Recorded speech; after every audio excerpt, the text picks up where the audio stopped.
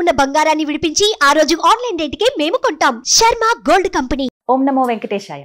వెంకటేశ్వర వైభవం కార్యక్రమానికి స్వాగతం. నేను గీతాంజలి, మీరు చూస్తున్నారు సుమన్ టీవీ.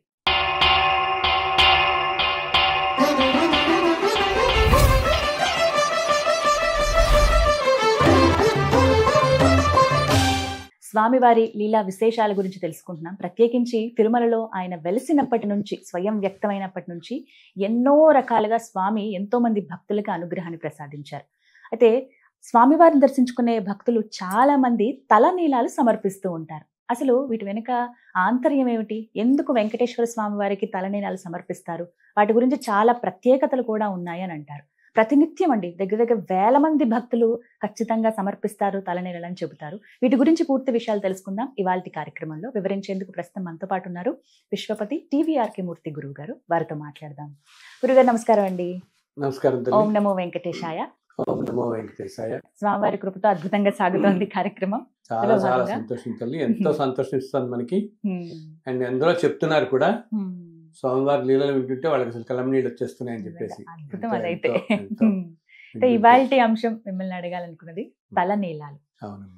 ఎంత ప్రత్యేకం అండి గురుగారు. ఎంత మంది ప్రతి రోజు తలనీలాలు సమర్పించే వాళ్ళు ఉండనే ఉంటారు. అసలు ఎక్కడ చూసినా చిన్నగా ఎవరైనా ముద్దుగా పిల్లలు ఎవరైనా వచ్చి వాళ్ళు గుడ్డు చేసుకుని వచ్చి నామాలు పెట్టుకుని కనపడితే చిన్ని గోవిందా అనుకుంటూ వాళ్ళు ఇలా చూస్తాం. భలే ఉంటుంది అసలు.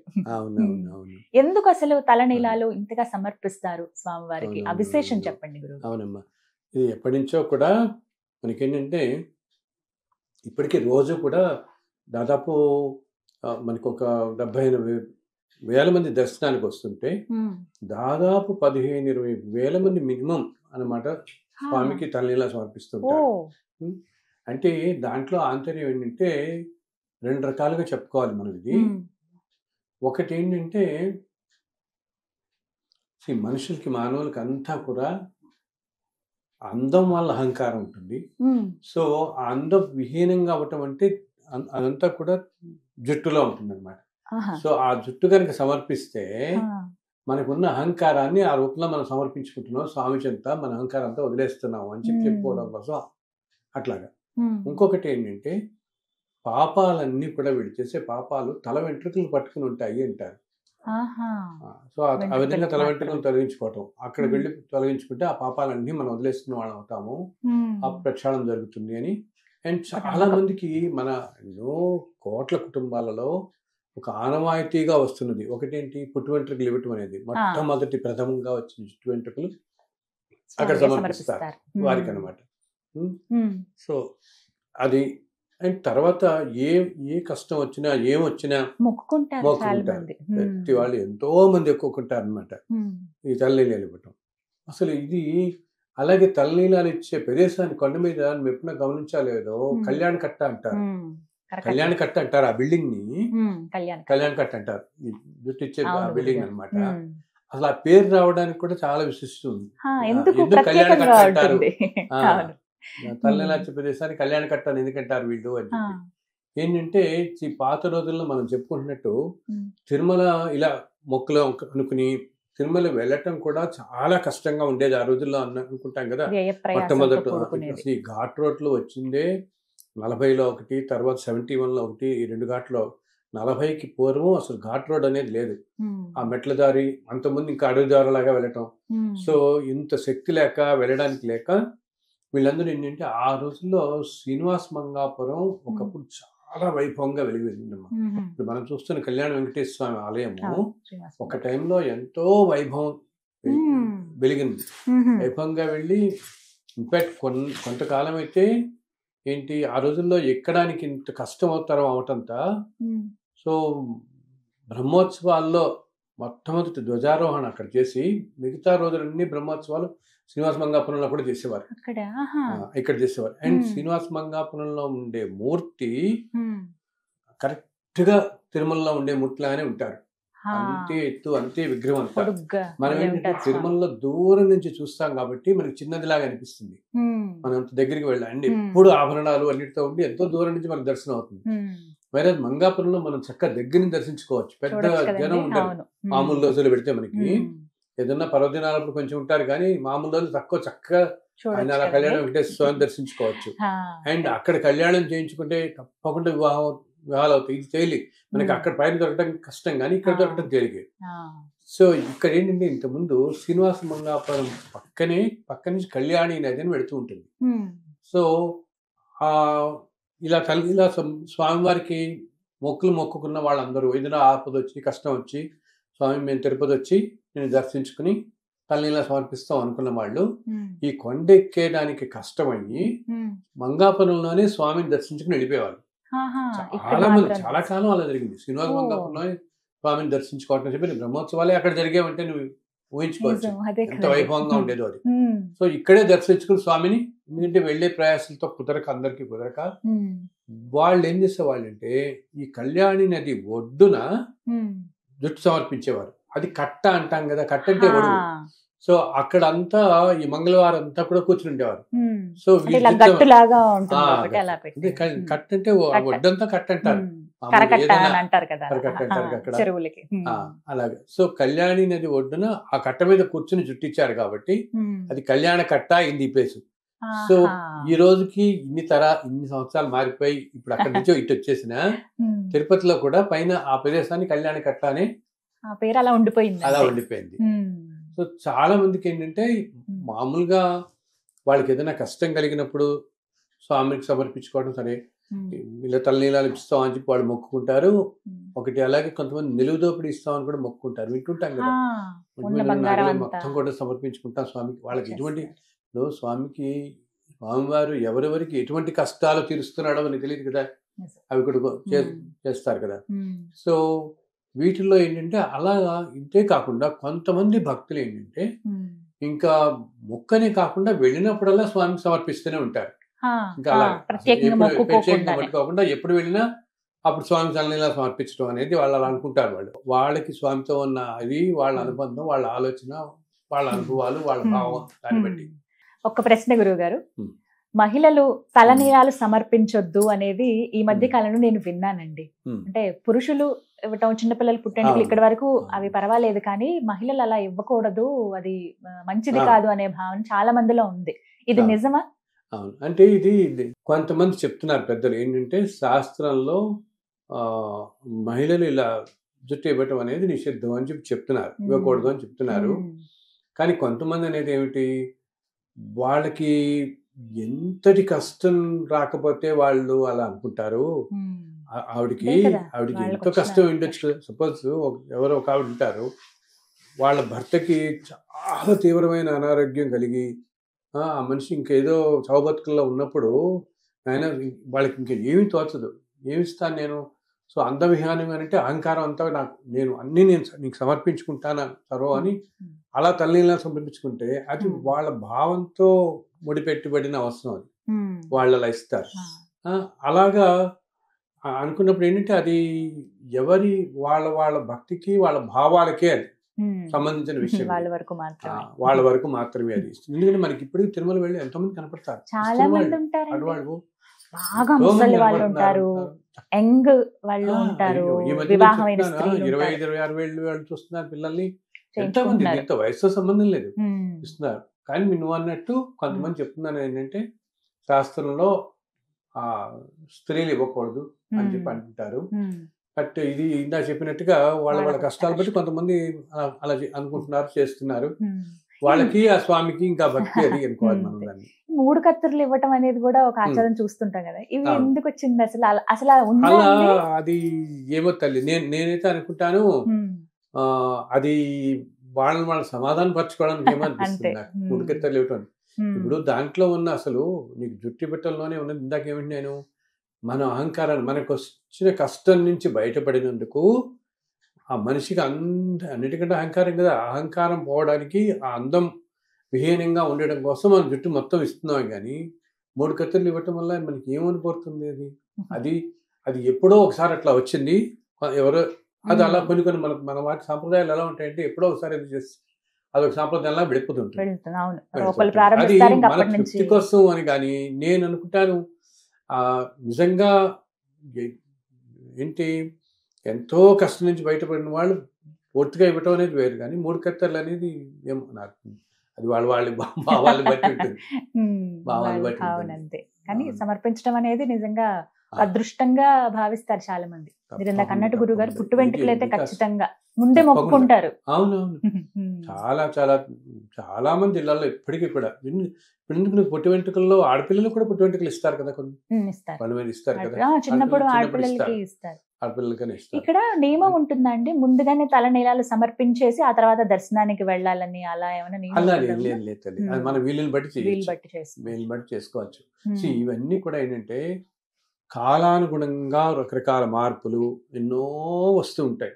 ఇప్పుడు చెప్తాను, ఇప్పుడు ఇంతకుముందు కాలానికి ఇప్పుడు కాలానికి ఇప్పుడున్న హడావిడి వీటిల్లో నీకున్న టైంలో వీటిల్లో ఈ సీక్వెన్స్ అన్ని కుదరకపోవచ్చు.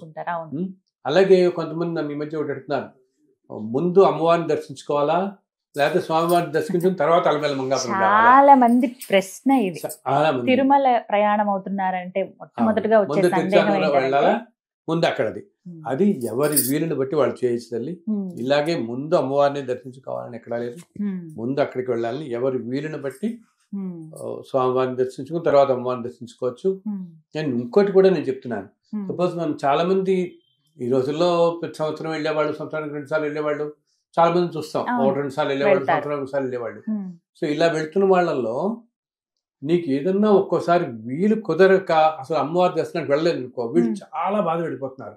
ఒక ఆవిడ ఈ మధ్య నాకు ఫోన్ చేసి, ఏమండి నేను కిందసారి వెళ్ళినప్పుడు నాకు కుదరలేదు, తిరుపతి వెళ్ళి వచ్చేసాను, అమ్మవారిని మాత్రం దర్శించుకోలేకపోయాను, ఈ మిగతా ఫ్యామిలీ ఎంతో మంది 20 మందితో వెళ్ళాం, వాళ్ళందరూ ఆ రోజు కంగారు పడిపోయి ట్రైన్ ఎక్కేద్దాం అన్నారు, చాలా రష్ ఉంది, మేము వెళ్తే అక్కడ మాకు తిరుచానూరు ఆలయంలో చాలా రష్ ఉంటుంది, చాలా రష్ ఉంటుంది. నీకు పైన ఏంటంటే ఏదైనా ఒక ప్లాంట్ గా వెళ్తాం, కింద నీకు ఒక్కసారి చూస్తే 2-3 గంటల దాకా లోపలికి బయటకు రాలేం, మళ్ళీ 4:30 ట్రైన్ ఏదో ఉంటుంది, మళ్ళీ అప్పుడు కష్టం అయిపోయి బయట నుంచి నమస్కారం పెట్టుకొచ్చేస్తారు, అసలు ఒక్కోసారి వెళ్ళరు. సో వెళ్ళకపోయినా ఆ తల్లి ఏమీ అనుకోదు, ఆ తల్లి ఎంతో కరుణామయురాలు. అసలు మనం ఎప్పుడో అంతకుముందు దర్శించుకుంటాం కాబట్టి ఈసారి వెళ్ళినప్పుడు వీళ్ళు ముందుగా ప్లాన్ చేసి దర్శించుకోండి. అంతేగాని చెప్తాను కదమ్మా, నేను ఎప్పుడూ నమ్మేది ఇదే, మనం ధర్మంగా ఉన్నప్పుడు మనకి ఏదన్నా వీలు కుదరకపోతే అయ్యో వీడు రాలేదే అని చెప్పి ఆయన ఏమనుకోడు, రాలేకపోయింది ఏంటి మనకున్న పరిమితులను మనం ఇప్పుడు 20-30 మందితో వెళ్తున్నప్పుడు అలా వాళ్ళ 20 మందిని ఆపేసి లేదు వెళ్ళాల్సిందని పట్టుదల పట్టి చేయలేం కదా మనం. అది అటువంటివన్నీ భగవంతుడు అందుకని మీరు వెళ్ళినప్పుడు ప్రతిసారి కుదరకపోయినా, అంటే కొంతమంది ఏం చేస్తున్నారు, నానా యాత్ర పడిపోయి పైకి వెళ్ళి కింద ఇంకో గంటే టైం ఉంటుంది, ఈ గంటలో ఉరుకులు పరుగులు ఎత్తేసి ఏదో వెళ్ళిపోయి నమస్కారం పెట్టుకొచ్చేసేయాలి. సో అసలు భగవంతుడి దగ్గరికి వెళ్ళేదే మన ప్రశాంతత కోసం, అవునా? ఈ ప్రశాంతత కోల్పోయి వీళ్ళు నడిచి వాళ్ళు నడిచి వెళ్ళి నీ వల్ల లేట్ అయిపోతుంది, మేము వల్ల లేట్ అయిపోతుందని ఉరుకులు పరుగులు హడావిడి పడిపోయి వీళ్ళని వాళ్ళు తోసేసి ఏదో దర్శనం బయటపడిపోదాం అనుకుంటే దానివల్ల ప్రయోజనం లేదు కదా. దాని బదులు మనసులోనే నమస్కరించుకుంటే ప్రశాంతంగా నీ ట్రైన్ కింద కూర్చొని నమస్కారం పెట్టుకో, తల్లికి తల్లి రాలేకపోయాను ఈ క్షమించి ఈసారి వస్తానని ప్రస్ఫూర్తిగా నమస్కారం పెట్టి చక్కగా అనుగ్రహిస్తుంది. ఆవిడ ఎక్కడ ఉండదు. కొన్నిసార్లు తిరుపతి వెళ్ళినా కూడా పైకి కొండపైకి కూడా వెళ్ళలేకపోవచ్చు. అవును, ఒకసారి కొంతమందికి ఏమవుతుంది, అసలు కొండకి వెళ్ళిన తర్వాత సడన్ గా వాళ్ళకి ఏదో దురదృష్టకర వార్త రావటము, వెళ్లాల్సిన వీలు కుదరకపోవచ్చు, అది ఏదో అడ్డం రావటంతో ఆలయంలోకి వెళ్ళే ఇదే రాకపోవచ్చు. అప్పుడు ఏం చేయొచ్చు, వాళ్ళు బయట నుంచి గోపురానికి నమస్కారం పెట్టినా, స్వామివారి ఆలయం గోపురం బయట నుంచి నమస్కారం పెట్టినా, లోపల మూర్తికి నమస్కారం పెట్టినంత ఫలితము లభిస్తుంది. అంటే తిరుమలలో కొండ మీద స్వామి అన్ని చోట్ల ప్రతి రాయి ప్రతి శిలలో ఆయన రూపమే ఉందంటారు, ఆయన అంశతోనే ఉంటాయంటారు. అలాగే మనం అంటామే కొండ మీద ఉండే వృక్షాలన్నీ కూడా మహర్షుల స్వరూపాలే అని ఉంటాం. అసలు ఆయనే అని చోట్ల తిరుగుతుంటాడు. ఆయన కొండ మీద ఆయన లేని ప్రదేశం లేదనమాట. సో ఒకవేళ ఎవరన్నా అలా వెళ్ళినప్పుడు దురదృష్టం కొద్దీ, అంటే వాళ్ళకి మామూలుగా రష్ ఎక్కువ ఉండో వెళ్ళలేక దర్శనానికి వెళ్ళకపోయినా, ఇలా ఏదన్నా అవంతరాల వల్ల గబుక్కుని దర్శనానికి వెళ్ళే కుదరకపోయినా పాపం ఎటువంటి నిరాశ పొందక్కర్లేదు. చక్కగా మీరు ఒక్కసారి బయట నుంచే స్వామివారి ఆలయానికి నమస్కారం పెట్టుకోండి. ఇంకా ఏమాత్రం వీలున్నా ఓపిక ఉన్నవాళ్ళు ఆలయం మాడవీధిలో చక్కగా ప్రదర్శన చేయండి. మీకు లోపల ప్రదర్శన అనేది చాలా కుదరదు. అండ్ ఒకప్పటికి ఇప్పటికి ఇంకా కష్టం. ఇంతకుముందు పొర్లుదళాలని చేసేవాళ్ళు, ఇప్పుడు ఇంతకుముందు చాలా తేలిక ఉండేది. ఇప్పుడు పొర్లుదళాలు కూడా రోజు వాళ్ళకి ఆడవాళ్ళకి స్త్రీలకి 350, పురుషులకు 350 ఇస్తున్నారు. దానికి ముందు టికెట్లు చాలా కష్టం అవుతుంది. పొర్లదండాలు మహిళలు చేయొచ్చు గురుగారు? చేయొచ్చు. చేయొచ్చా? చేస్తారు, రోజు ఆహా. చేస్తారు. ఓ. రోజు తెల్లవారుజామునే ఉమ్. ఒక 20 ఏళ్ళ క్రితం ఎలా ఉండేదంటేనమ్మా, ఉమ్. అప్పుడు ఇంత ఇంత రష్ ఇవన్నీ ఉండేవి కాదు కాబట్టి ఉమ్. తెల్లవారుజామునే వెళ్ళి ఆ 2 గంటలప్పుడు చల్లు అనమాట, వెళ్ళి పుష్కరంలో మొత్తం స్నానం చేసి ఆ తడి బట్టలతో ఉమ్. ఆలయం ఎదురకుండా ఉంటే నుంచుంటే ఉమ్. సుప్రభాతం సమయం, జస్ట్ సుప్రభాతం ప్రారంభం అవుతుందిగా 3 గంటలకు మనకి. ఉమ్. సుప్రభాతం అవ్వగానే ఈ పుల్లదొలానికి వచ్చే వాళ్ళందరూ లోపల పంపించేవాళ్ళు. ఉమ్. వీళ్ళు అప్పుడు వీళ్ళతో పాటు ఏమిటి ఆడవాళ్ళకి ఏంటంటే పక్కన ఇంకొకళ్ళు కూడా పంపించేవాళ్ళు. ఉమ్. ఎవరు, ఎందుకంటే తోడుగా. గబుక్కులు చీర అది సర్దడానికి వాటికి బట్టలు ఉమ్. పొల్లుతున్నప్పుడు అనమాట, ఉమ్. సర్దడానికి కూడా ఇంకొకళ్ళు పంపించేవాళ్ళు. ఇక్కడ ఏ రెస్ట్రిక్షన్ ఉండేది కాదు అప్పుడు. సో అండ్ ఒకటేసారి కాదు, ఆశ్చర్యపోతాం, 3 సార్లు కూడా మత ప్రదర్శన చేసేవాళ్ళు.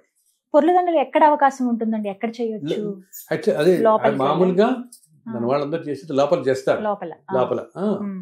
ఆ గర్భ అదే మెయిన్ ఆలయం చుట్టూతా ఉమ్. చేస్తాం మనం లోపల ఉమ్. వెళ్ళిన తర్వాత. ఉమ్. అది కూడా ఏంటి, ఇంతకుముందు చెప్పాను 3 సార్లు చేసేవాళ్ళు. ఆ తర్వాత అయిన తర్వాత వాళ్ళకి సుప్రభాతం నడుస్తూ ఉంటుంది అప్పుడు అనమాట. ఉమ్. సో దర్శనం కూడా మనకు జరుగుతుంది. దూరం నుంచి అలా వాహ్. దర్శనం చేసుకుని ఇట్లా వచ్చేస్తారు వాళ్ళు. చూసుకుని రావచ్చు. ఉమ్. అలా 3 సార్లు ప్రదర్శన చేసి నమస్కారం పెట్టుకుని వచ్చేస్తారు ఉమ్. తడి బట్టలతో. ఉమ్. తర్వాత దాన్ని ఒకసారే చేశారు. ఉమ్. ఏంటి, జనం ఎక్కువైపోవడంతో ఇప్పుడు పొట్లదున్నాల కోసం విపరీతంగా పెరిగిపోవడంతో దానికి కూడా ఇప్పుడు 300 రూపాయల టికెట్ లాగా మనం అడ్వాన్స్ గా బుక్ చేసుకోవాలి. ముందు ఫ్రీనే, book దానికి చేసుకోవాల్సి టికెట్ వస్తుంది. ఉండదు. ఉమ్.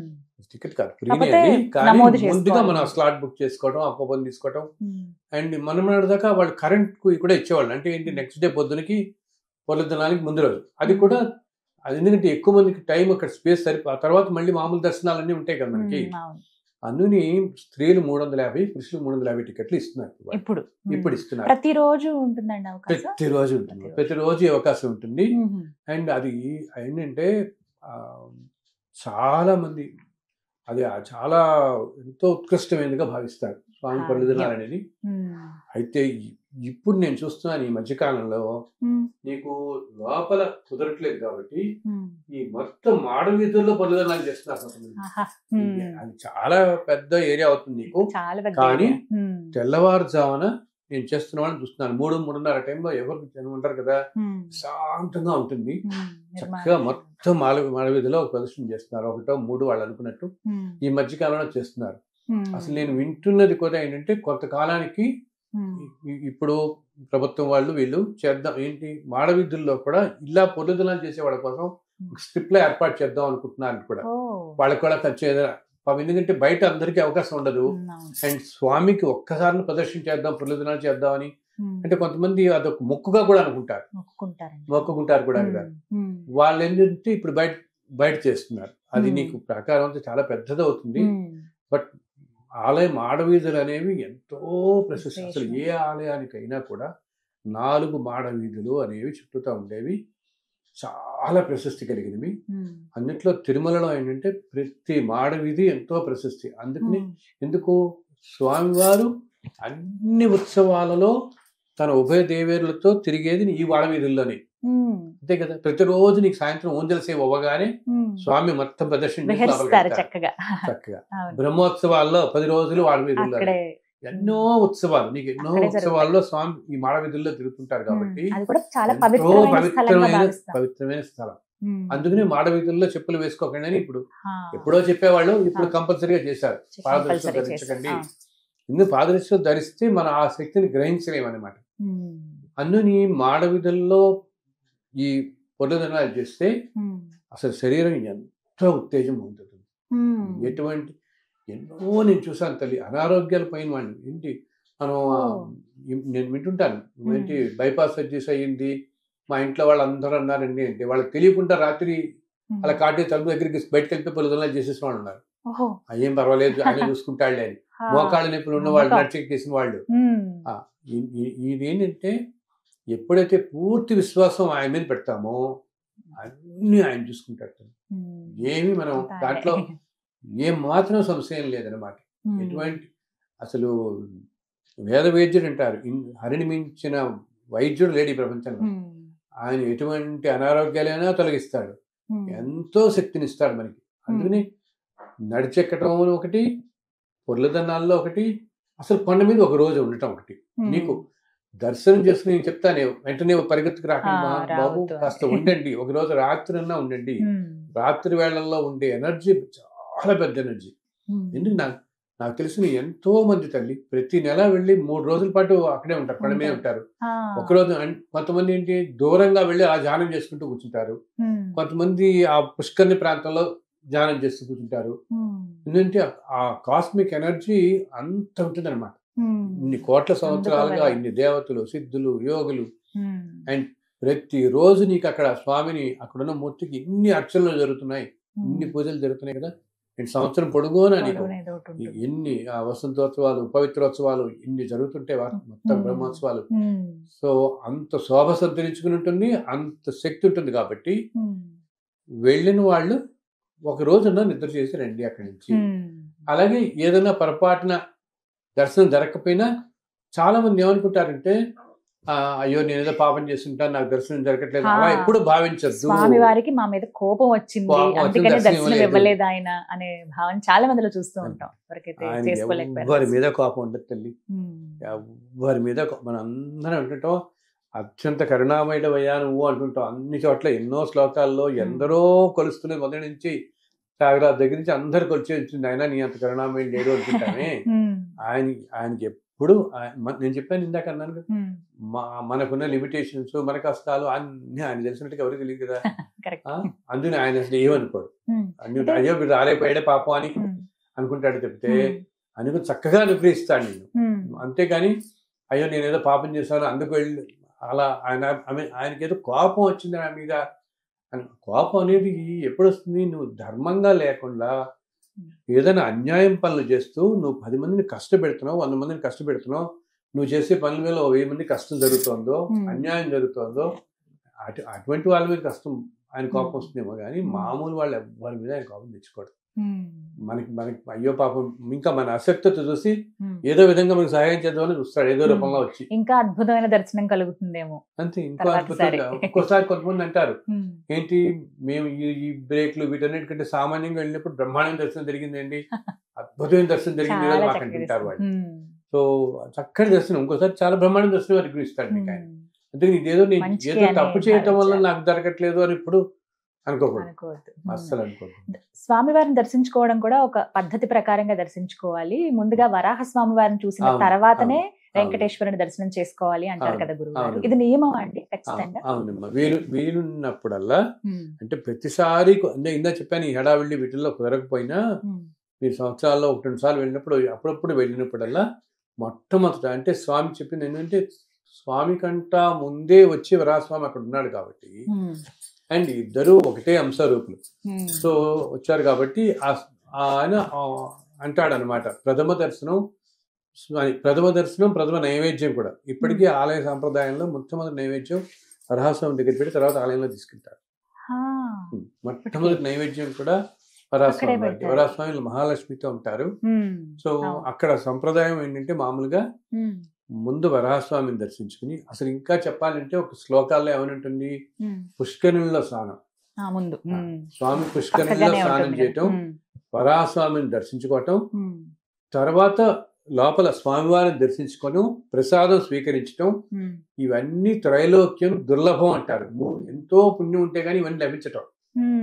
పుష్కరిణి స్నానం, వరాహస్వామిని దర్శించుకుని స్వామి దర్శనం కూడా కలిగి స్వామివారి ప్రసాదం కూడా స్వీకరించగలగటం అనేది త్రైలోక్యం దుర్లభం అని చెప్పి ఒక శ్లోకం ఉంటుంది. ఇది ఈ సీక్వెన్స్ పాత రోజుల్లో అందరూ పుష్కరిణిలో స్నానం చేసేవాడు భక్తులు.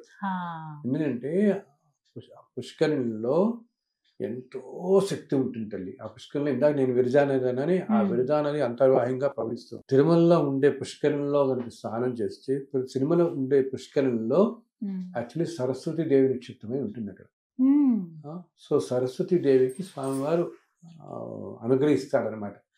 పుష్కరిణిలో ప్రతి సంవత్సరం ఒక నెలలో ఆ రోజులో ఏంటంటే అప్పుడు ఆయన సరస్వతి దేవి ఉంటుంది, స్వామి నాకు అన్ని నదులకి పుష్కరాలు వస్తున్నాయి అండ్ ఎంతో మంది చేస్తున్నారు, ఇక్కడ నాకు మాత్రం లేదంటే చెప్తాడు ఆయన, తల్లి నీకు ఒక వరం ఇస్తున్నాను నేను వైకుంఠంలో నుంచి ఇలా భూలోకంలో వెలిసినప్పుడు అక్కడ నా ఆలయ ఈశాన్య భాగంలో పుష్కరిణి రూపంలో నువ్వు వస్తావు. అండ్ ఇన్ని సంవత్సరం పొడుగుతా ఎంతో మంది, ఇప్పుడు మనం గంగా నదిలో స్నానం చేసాం, కృష్ణా నదిలో పాపం పోగొట్టుకోవడం కోసం నది స్నానం అంటాం కదా మనం. సో ఇలా కోట్లాది మంది జనులు ఈ నదుల్లో స్నానాలు చేసి వాళ్ళ పాపాలు పోగొట్టుకున్నప్పుడు ఆ పాపాలన్నీ నదిలో చుట్టుకుంటాయి, ఈ గంగా కృష్ణ ఇవన్నీ. సో అందుకు నీకు ఎంత వరం ఇస్తున్నానంటే, ఈ నదులన్నీ కూడా గంగా, గోదావరి, కృష్ణ ఇవన్నీ కూడా, ఈ నదులన్నీ ఒక ఒక ఒక రోజునమాట సంవత్సరంలో, ఆ రోజు వచ్చి నీ పుష్కరంలోనే అవన్నీ కూడా స్నానం చేస్తాయంటారు. అంటే అవన్నీ కూడా కలుస్తాయి ఒక్కరోజు నీకు వచ్చి. ఎందుకు ఈ సంవత్సరం అంతా వీళ్ళందరూ ప్రజలందరూ చేసిన పాపాలను పోగొట్టుకోవడం కోసం ఆ నదులు అన్ని వచ్చి నీలో కలుస్తాయి. అంటే అంతటి పవిత్రత నీకు ఇస్తున్నాను అంటాడు. దాన్ని బట్టి ఎంత పవిత్రమో చూడు. స్వామి పుష్కరంలో స్నానం చేయటం అనేది అంత పవిత్రం అంటన్నమాట. సో ఎప్పుడన్నా వీలున్నప్పుడు, అందుకనే పురాణాల్లో చెప్పబడింది పుష్కరంలో స్నానము, ఇవన్నీ వరాస్వామి దర్శనం, తర్వాత ప్రసాదం తీసుకోవడం. ఇంకా స్వామికి నివేదించింది ఏ ప్రసాదమైనా ఎంతో పవిత్రం అన్నమాట, ఎంతో శక్తివంతమైనది. సో వీలున్నప్పుడు అందరూ పుష్కరిణి స్నానం కూడా ఒకసారి కాదు ఒకసారి, నేను అదే చెప్తున్నాను, ప్రతిసారి మీరు కుదరపోయినా ఎప్పుడన్నా వెళ్ళినప్పుడు ఒక్కసారి ఆ పుష్కరిణి స్నానం చేస్తే శరీరం అంతా ఎంతో పవిత్రం అవుతుంది, ఎంతో శక్తివంతం అవుతుంది అన్నమాట. చాలా ఇవి గ్రహించగలుగుతాం కూడా, మనం తప్పకుండా గ్రహించగలుగుతాం. చాలా చక్కగా వివరించారు గురువు గారు. నమో వెంకటేశాయ. ధన్యవాదాలు. చాలా సంతోషం తల్లి.